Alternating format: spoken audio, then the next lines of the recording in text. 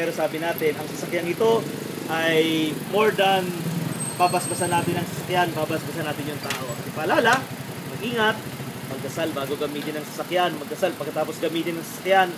Dahil pag palagi tayong nagdarasal, so, ano lang, cool lang, payapa, laging mag-iingat dahil syempre sabi natin, mas mahalaga yung buhay more than our properties.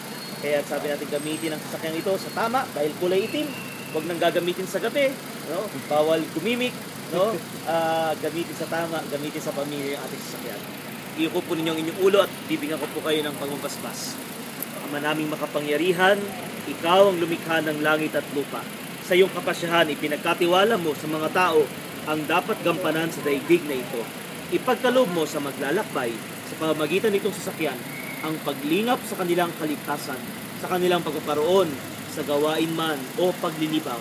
Iyong ipadamang si Kristo'y palaging kasama sa daan, bilang Panginoon na bubuhay at nagahari magpas sa walang hanggan.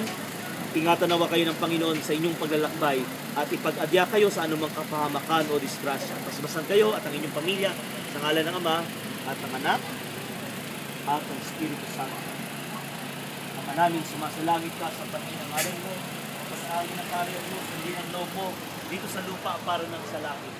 Bigyan mo kami ngayon ng aming kakanin sa araw-araw at patawarin mo kami sa aming mga sala para ng pagkakatawad mo dito sa nagkakasala sa amin. Huwag mo kami ang kalikulat sa ito at bigyan kami sa laman.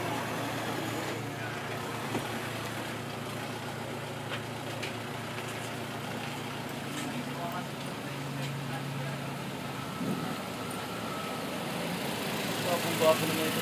Anong kulay ito? Rice Michael. May inyong Panginoon.